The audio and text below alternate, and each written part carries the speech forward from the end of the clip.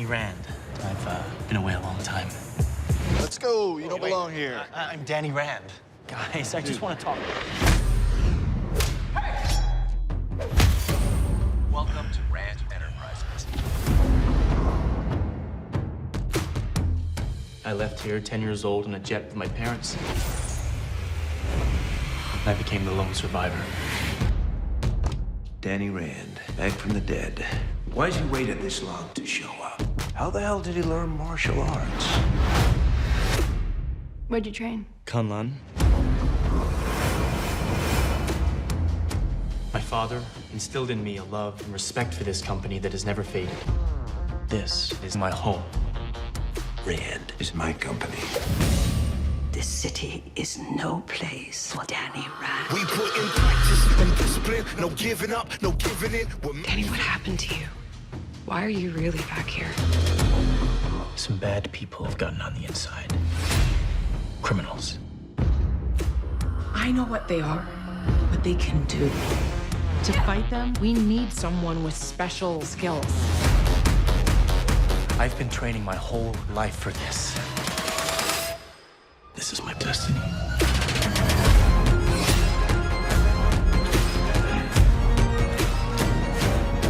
It's time. I'm going with you. No, you're not. You need me. The change is coming, Danny. Become what you were meant to be.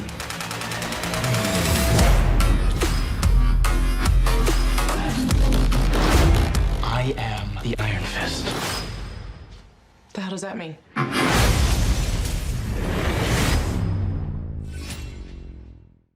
Guys, keep it going one more time, please. Colleen Wing herself. Oh, Jessica Henwick is here. Thank you.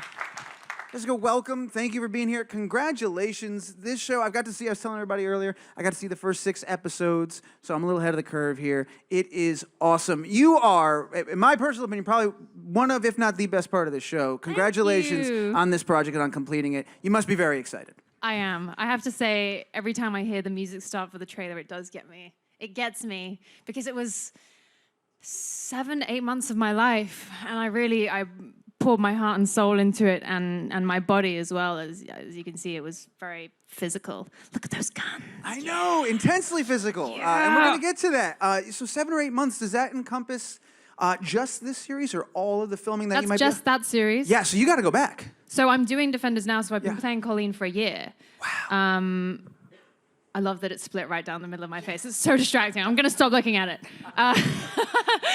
I've been playing Colleen for a year. I will finish Friday the 17th. So a week and a half, 2 weeks. Wow, you're coming up in the whole show. Is that sad? Is that a moment, or is it sort of a relief in a way? I was much sadder finishing Iron Fist. It's almost, I don't know. A year is a long time. It's the longest I've ever played a character for. I mean, straight. Obviously, I've been doing, this is my 3rd year on Game of Thrones, but to play it just every single day. And I love the cast and I love the crew, and so that's very upsetting to leave them. Well, Game of Thrones doesn't really count, right? Because you get like a summer break and a half every time. It's like there's breaks in between your filming on that. Right? Yes, Like I'll do 3 days a month, and then I'll have a month off. Exactly. It is the lazy actor's dream. For sure. Far from lazy in that role too, though. Also very intensely physical role, which is kind of a theme. Very different though. This is I use a katana in this. Yeah. You see me use nunchucks and various other weapons, but in Game of Thrones it's a very small dagger and the bullwhip. The whip, yeah. 8-9 foot bullwhip or something. Is that a bunch of questions come from that for me? So first and foremost, when picking out, is that something you take into consideration, the amount of time that you're going to spend playing a character? You look at that, or is this, you know what? It's a once in a lifetime shot. It's a Marvel character. It's an incredible character. I got to do it, however long it's going to be. I don't focus on how long the job is particularly. It's more about just, does this speak to me? My mom is always saying, there you go, it took me 20 seconds to bring up my mom. We had a mom clock, actually. I don't think you can see it, but we were counting that down for you. She's been a very big part of my career, and she's been so supportive of me during this whole journey, but she was always like, you need to pick jobs that will teach you random skills. And so for my next film, I have to learn scuba diving. And so for this, I learned katana. In Game of Thrones, I learned bow whip. And it's not been intentional, I swear.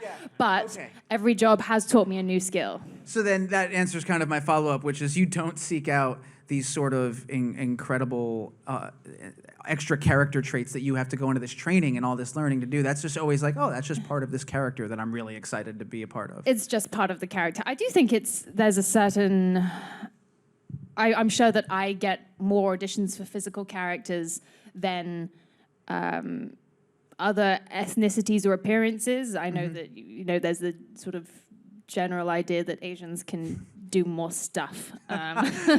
Just more stuff in general. More of everything. And great, just like really great at a lot of stuff. Just achieving lots of stuff.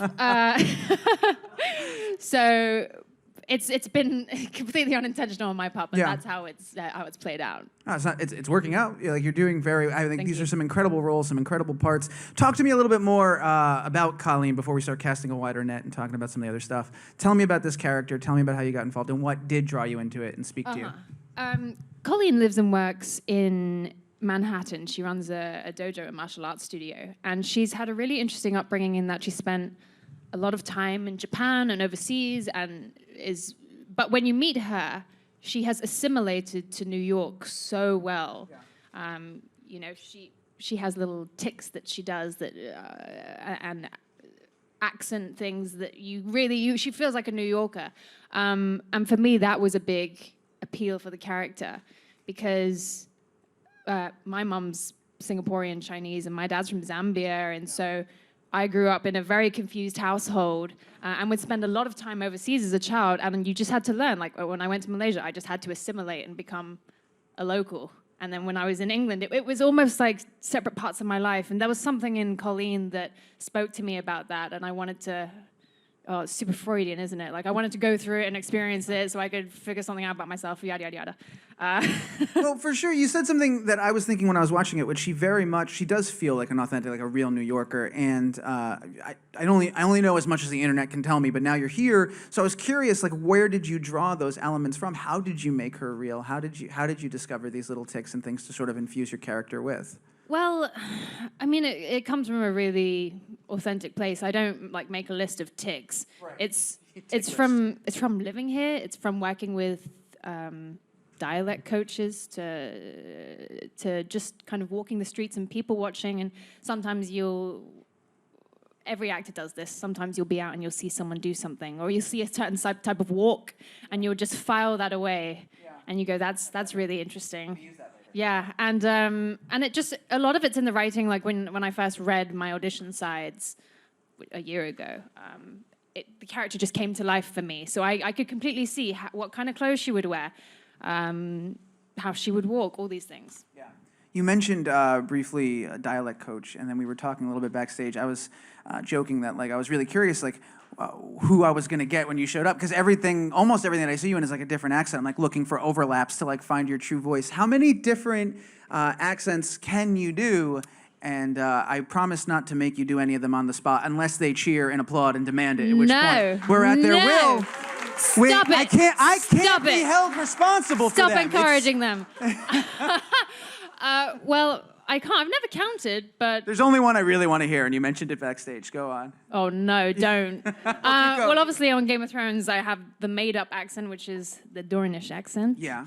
And when I'm playing Colleen, I'm talking like a New Yorker. I say coffee, those kind of things. And then I just had a show which came out in England called Fortitude, and I had to learn how to do I'm going to call it a vaguely Nordic accent, because I should have got more region-specific, but I didn't. And so I didn't know if I could do it. Okay. So I just watched a lot of Danish TV and fell in love with a show called For Bridalson.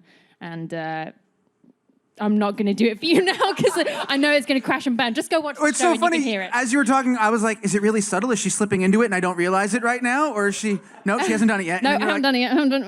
Don't do it. Don't do it. You don't have to do it. I will say, I don't know about anybody else in the room, but when you did slip into the other ones, something like that for someone who just cannot do that convincingly, or at all for that matter, it is nothing short of sorcery. It's really cool. And it truly is like an art, because I honestly, watching this, you never would have known. I thought that for sure that that was your voice. Like, finally, I know what she sounds like. You know who's great at accents? Saoirse Ronan, who did Hannah, Atonement. I think she did The Host. I don't know. Oh, Brooklyn recently. Brooklyn? I watched that film when God. I first. So when I got the role, I had never been to New York before. You started with Brooklyn, though? That was your reference point for... Well, no, obviously I've seen films about New York, but it was on the plane. Okay. And someone had told me, when you move to New York, just watch this. Because it's less about New York, but it's more about an immigrant's tale. It's about sure. Yeah, it's her story. leaving everyone you know and you love, your whole support system behind. Oh, yeah. And when I came to New York, I was signing a year contract. And I just went, what the F have I got myself into? Complete fish out of water. I went through a real crisis after 1 month where I was like, oh, what am I doing here?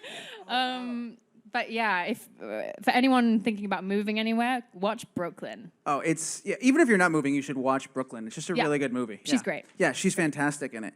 Okay, so a little bit more about the martial arts. I know that's not something you seek out, but has it become sort of an outside hobby, something that now you just love doing? Are you pursuing every other like martial arts or physical things outside of requirements for roles? Well, for the show, pardon? Have you not had the time? Because I know I've not had the time. Yeah. But for the show, I mainly learned Japanese martial arts, and I've since discovered my love of Chinese martial arts. So I'm starting to learn straight sword, which is so polar opposite to katana. But I do love doing the katana, and I have to say, I was very, very tempted after finishing the year off to disappear for a month and just go to Japan. I really just thought, you know what, I just want to go live in the mountains in Japan and learn how to use the katana properly. I mean, obviously I trained for the role, but it's you know, scratching the surface on what I would know as a master swordswoman 20 years. You've got to do that. You've got to go. Does it not sound amazing? It sounds incredible. How many times in your life are going to have the opportunity to go live in the mountains and learn how to properly... Live in the mountains in Japan. Maybe I'm romanticizing this, but I think it's a great idea. I mean, I would imagine, too, after working with specific trainers, like, you could totally make that happen, too. You must know somebody who knows somebody in the mountains. Oh, yeah. Well, I mean, my teacher for this, for Colleen, was Hiro Minami, who is considered like one of the original gangsters in the stunt industry. He played one of the original Power Rangers. Yeah, and so now watch him with a katana, and then you go, wow, that's a genius there. That's pretty awesome. So I'm sure he could hook me up. Well, you got to let me know if there's a 2-for-1 deal. You got right? Like, you have to do that. You have to go to the mountains. Anyway, okay, so I want to talk to you not just about the actual the katanas and all that stuff, but the fight scenes in general. You, especially like 3 episodes in, we finally get to see Colleen like unleash the beast, and it is awesome, and it's pretty brutal too. It's an incredible moment. Talk to me about sort of choreographing, filming those fight scenes, and also a little bit about that moment where like she just kind of loses it towards the end of that fight. Like, she lets it all out on the page, if it will, and just like goes for it. Walk us through that day, like your first one of those fights, because that. My first one of those fights I mean, I have other fights in the show, but the first big fight is in episode 3, and I have my first cage fight. What has been released is my second cage fight, so that's episode 4. But the first cage fight, basically a filming day is 12 hours, and because it's a nighttime shoot, we started at 6 p.m. and ran until 6 a.m.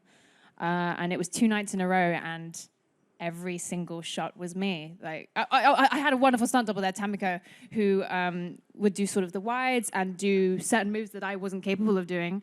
But it wore me out, that one, because it was my first and my stamina wasn't up to scratch. And Brett Chan, our stunt coordinator, had messaged me when I got the role and said, "Are you aware of what you're getting into?" And I said, "Yeah." And I sent him like the fist emoji.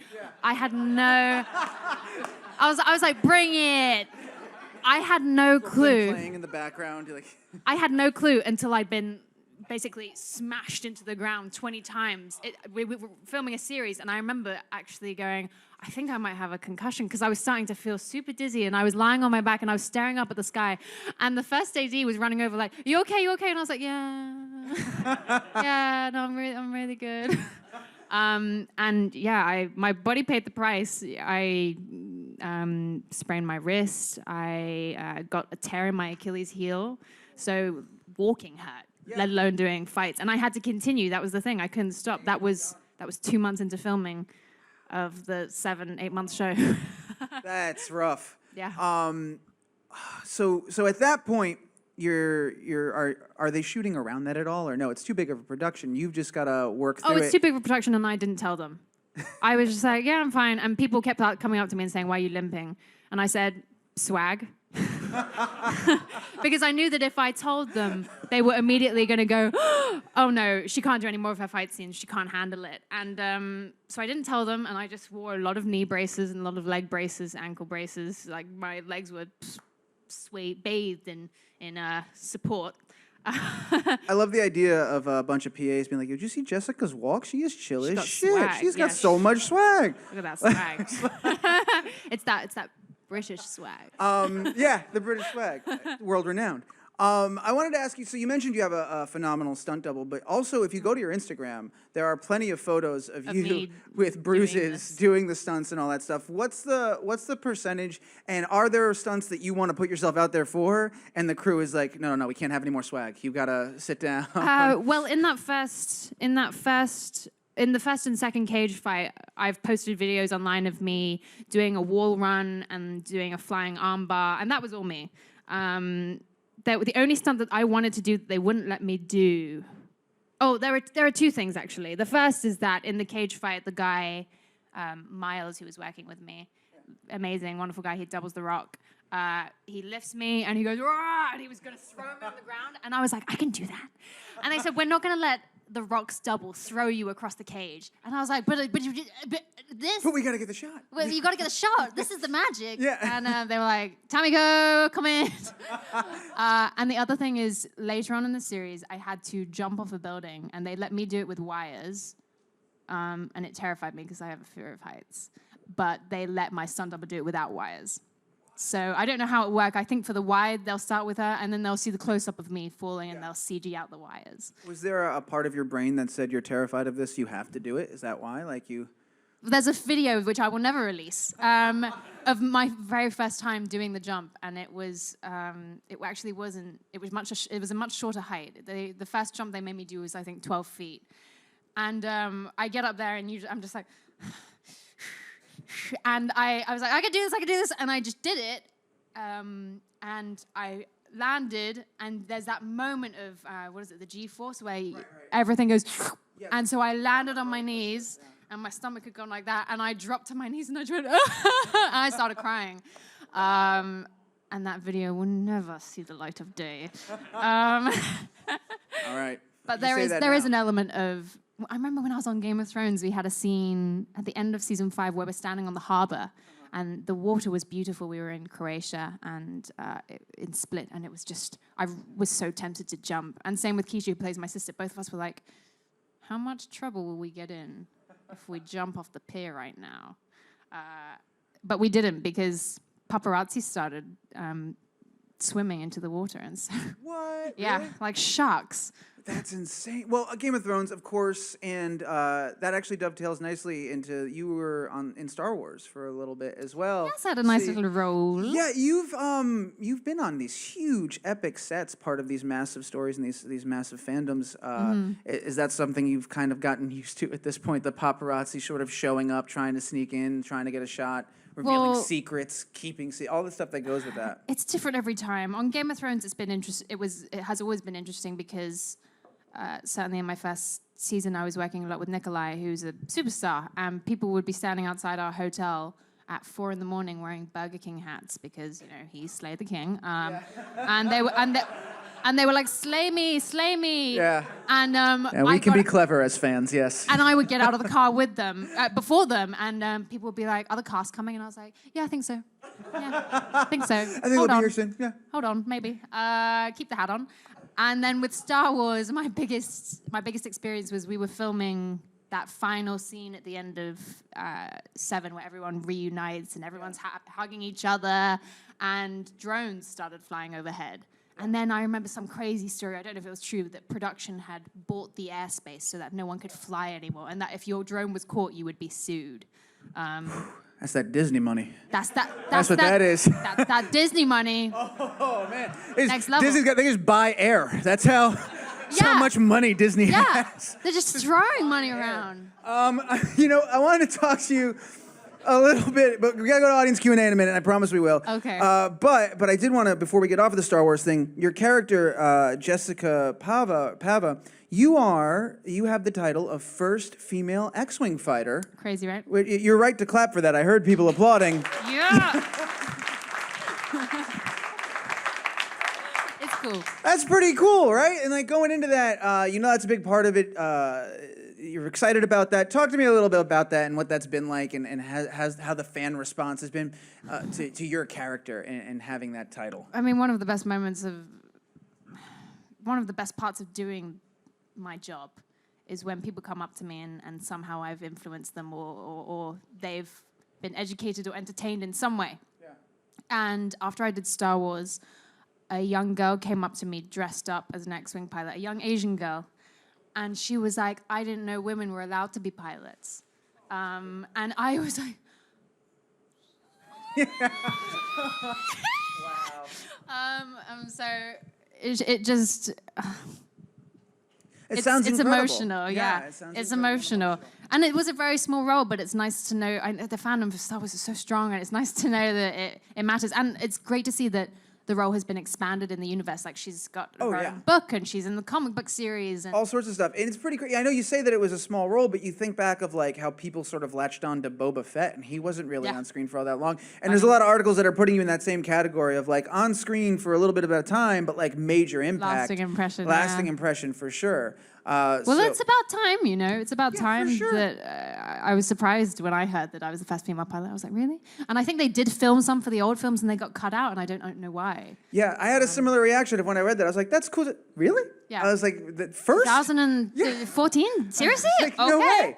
But that's you're also no stranger to first. I saw this. I thought this was crazy. Back in 2009, when you did Spirit Warriors, first East Asian actress of East Asian descent to play a lead in a British television series, which I thought that was really cool too. You've been doing this sort of trailblazing thing throughout your entire career. I mean, I fell into that. It's never intentional. Like, and that was the question. Has any Asian played a pilot before? Has any Asian played a dojo owner before? I was sign up, find me a job, agent. Right. It's completely unintentional, but yes, it's. I mean, I think with Spirit Warriors, it's a kind of a different scenario in terms of where England is in its diversity. The unfortunate reality is that I think there's maybe one TV series that has happened since my first show, which has an Asian lead, and that's the only one I can think of. Wow. So yeah, that's sad. Yeah. It was a similar moment of that whole like, really? Oh, no! Like, I was still like, that's really cool, and that's really exciting, but also you look at that fact, and there's also a part of you that's like, what, just now? Like, what took so long? It's depressing. Do you feel, as you look for these roles, when does that hit you, the sort of almost that sense of responsibility, like this could be something for someone, and does that ever get into your head, or do you ever just kind of push that away and just focus on the character and not get lost in that sort of thing? Because that could be... Well, after that first TV series, it made it broke so many records and was so noted for doing so that it did kind of put a pressure on me that, I mean, I'm sure it was completely self-imposed pressure, but I felt like, okay, so now I need to make sure that I do right by the Asian community. And of course, I still believe that, but it did get into my head in that for a while I didn't take a single Asian role, like on Game of Thrones, on Star Wars.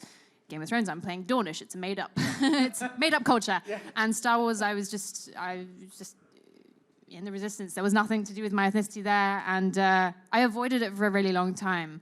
And I still strongly believe that it shouldn't be a case of Asians can only play Asian roles. Right. But certainly with Colleen, the decision to take her was that I wanted to, going back to that, like her mixed background and my mixed background, it was like, you know what, I want to tell more stories so that that young Asian girl in an X-Wing pilot suit can come up to me and be like, oh, you look like me. I want to tell stories that would have affected me when I was a young Asian girl. And I had this really seminal moment when I was watching Joy Luck Club with my mum.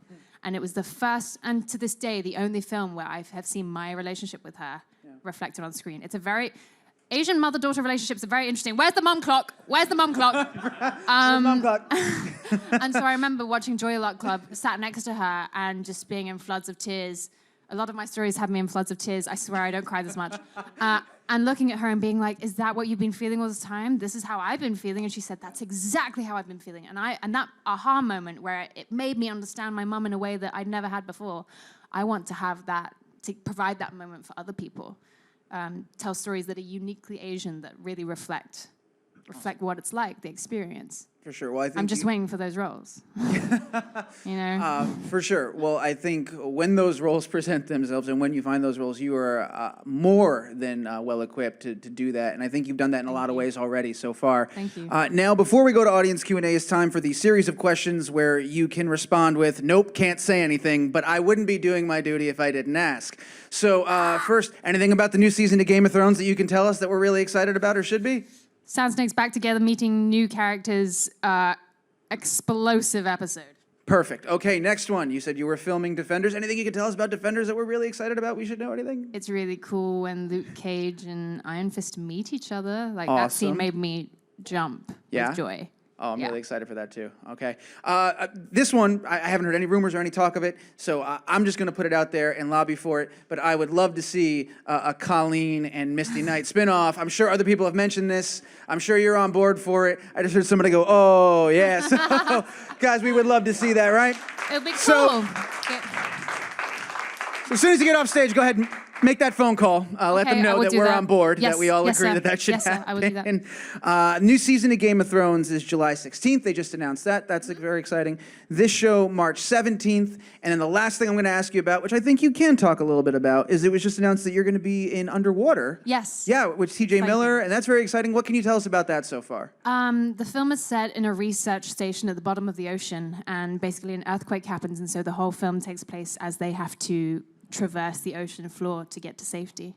And that's all I can really say. I don't know when it's coming out. I don't know anything else. Right. It's a phenomenal script. It's going to be epic. I just had my first costume fitting for underwater costumes. I don't know if I can say what. It's really obvious. It's the title. It's written on the... The whole film is underwater. You can figure it out. I think you're allowed to reveal that it's underwater. Awesome. Well, all right. Well, I've had my time. I've got to turn it over to the audience. Let's go ahead. I think first one right here. Who has a mic?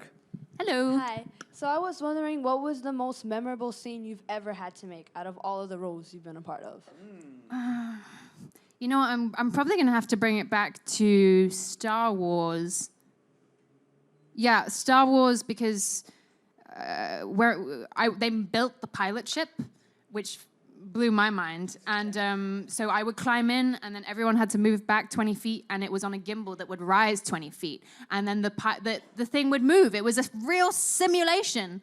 And everyone else got flight sick, but I was able to last for the longest out of all the actors. So I would just be like, keep rolling. I'm just going to keep throwing lines at you. I'll make some up. Did you ever intentionally flub a line just so you could get some more time in the giant X-Wing simulator? Like, that's incredible. I had like a stand-up comedy routine up there. I don't know why it's not in the film. Someone called Disney. Where is JJ? Where are those extras? JJ, where is this too? Is that live? I'm looking at JJ because we're on first name basis. JJ. I want that footage. Guy you've never met who's demanding something from you on the internet. Make it happen. That was probably my most memorable filming experience. That or in Defenders. Can't really say much except it's a helicopter scene, and I'd never been in a helicopter before, and it terrified me, again, because of the heights thing. But getting to fly over New York, you just kind of go, wow, the opportunities that my job gives me. So I love that you keep going back to heights, even though you're terrified of it. Like, you just got to keep going. Eventually. Heights. Any other height-related? No, I think those are my height. That's it for now? Experiences. Well, the next one you're going underwater. That's like the exact opposite. Yes. That's just far away. That's literally the opposite of heights. Yeah. So you're doing something there. Next question right here. Hey, Jessica. So I was an extra in the cage fight scene, and I got to see you. Oh, snap. And I got to see you fight up close, and it looked so real. Like, Thank you. And you can vouch for me. I did it, right? Yeah. Me and the other extras were cheering for you the whole time. Oh, thank you. All night long. I was just wondering, like, how much research you did for this role, Colleen, and did you read any of the comics before going into it? Actually, yeah. It's funny because when Finn got cast, I hadn't had a callback yet. but I happened to be at a convention, and I went hunting for Colleen's first appearance in the comic books. And so I bought that, and I still have that at home. I read a little bit more into her storyline. Like, there's so much, there's real depth to this character that I would love to see moving forward. And I researched Japanese custom and hierarchy and things that she would know, dojo etiquette, those kind of things, just so that I could help where I could. Awesome. We have time for one more, and we're going to go to it in a second. I just got to say, I was going to tell you earlier, you had tweeted previously that you were nervous because it's going to be live, and you said that on Twitter. And I was going to say originally, don't worry, we've got the same exact crowd from your cage fight scene as a joke. And I love the idea that we could have walked out and you could have seen him and been like, they actually did it. They pulled it off. That's they got brilliant. everybody. We have time for one last question. I believe it's right here. Hi. Hello. I'm curious to know, between the martial arts training and the katana training, which was easier for you to pick up and which was more difficult? I think katana was easier to pick up, but harder to get to a decent level. Like, it's really easy to look like you're swinging a baseball bat, and that's so antithetical to what the katana is. Whereas the other martial arts I was doing, I learned Aikido and a little bit of karate, a bit of Krav Maga. That was quite easy. Not easy. Let me make this clear. It's not easy, but it was easy in that we got to pick and choose different moves from different martial arts specialities and kind of make Brett, our stunt coordinator, made a style for Colleen. So I didn't have to dive too deeply into any of those things. But the katana, I mean, this is meant to be her ancestral sword. It's a big deal. She had to be phenomenal. And I definitely think that as the series goes, you can see that I improve. I have an amazing katana, fight. I have a katana fight that I think is amazing in episode 8, I believe. So I hope that it looks good. Well, if 1 through 6 is any indication, I'm sure it does. Thank you. I can't thank you enough for being here. Real quick, Iron Fist premieres, guys, March 17th on Netflix. We're all going to be streaming it and binge watching it. We'll start the petition for those spin-off series for you. All right. One more time, everybody, join me in thanking Jessica for being here. Jessica Henwick, everybody. Thank you so much. Thank you.